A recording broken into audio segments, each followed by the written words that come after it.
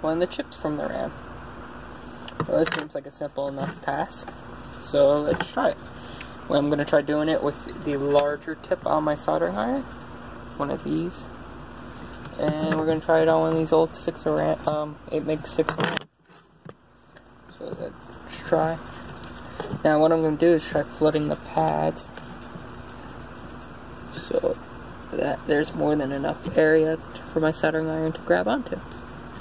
Now, whether the the chip will actually work or not, that's a whole nother story, but we can at least try to desolder. So, let's see. There we go, that sounds all crinkly now. And, is it lifting? And it's lifting. Can we get it to fully? Yep, there we go. As you can see, I left a little blob of solder. Get that off. Oh, and there's a little resistor.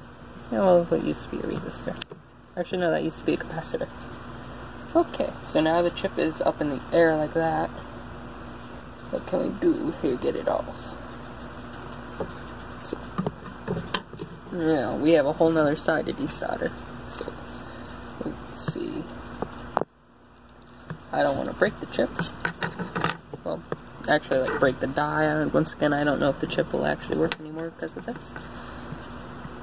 So we'll flood our soldering iron tip real quick and get it under it. And let's see.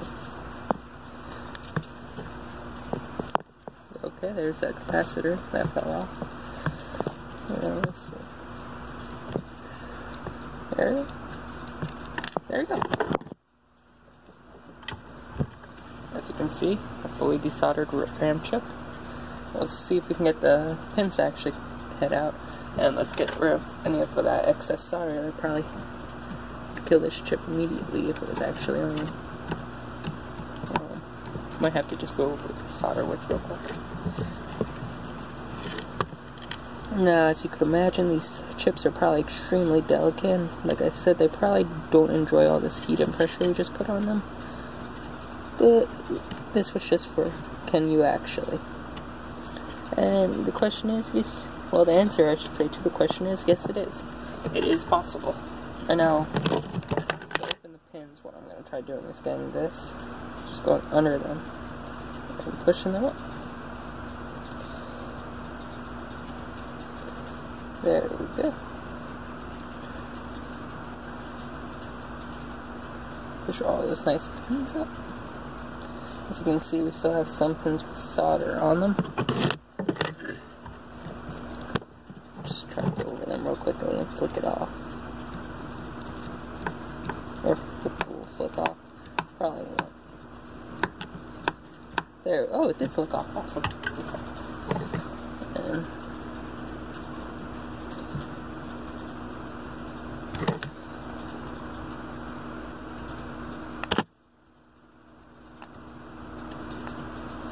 there we go, so all those pins are nice and free now.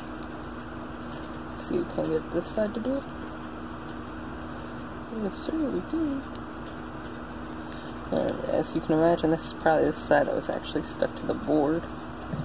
That was the hardest part, trying to nibble that solder off. There we go.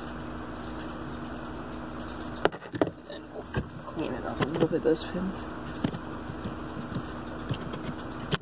There we go.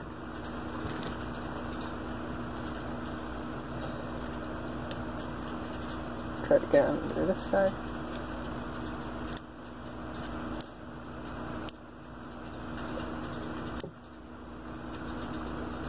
There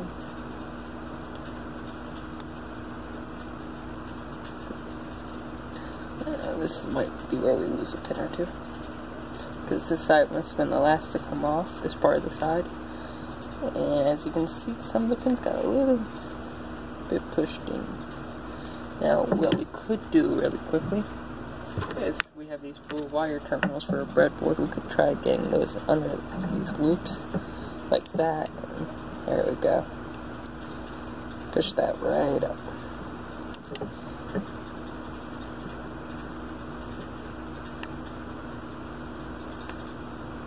Go on the side to him.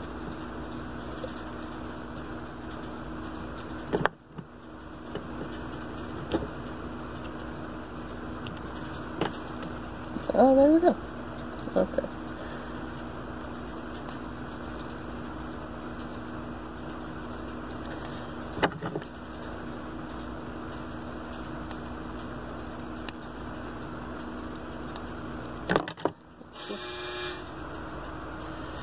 And there you go.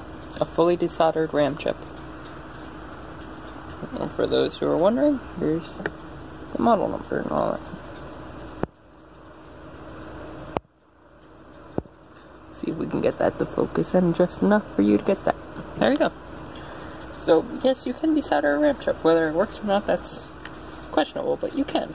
So, now we have probably like 32 kilobytes, if not more, of RAM right in my hand. I hope you enjoyed the video. Subscribe if you like. If you didn't, write a comment, tell me why, and I'll improve the quality of the videos and things as I can. Thank you.